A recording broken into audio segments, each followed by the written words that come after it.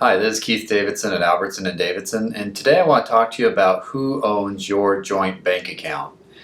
Oftentimes, you'll have a parent who sets up a joint tenancy account with one of their children if they have more than one child, and they'll name that one child as a joint tenant. Or perhaps they have a friend or a neighbor or caregiver who they name as a joint tenant.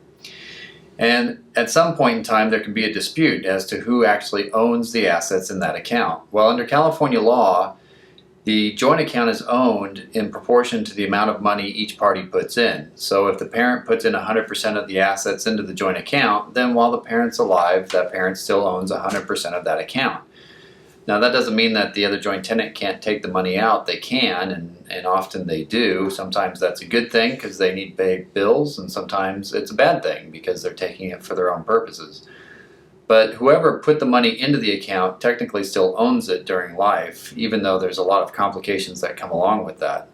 At death, however, whoever is the joint account owner is entitled to 100% of that account at death, and they don't have to share it with anybody. And so oftentimes if a child is put on a joint account, that child, up to them, they can either keep 100% of that money or they can share it with their siblings.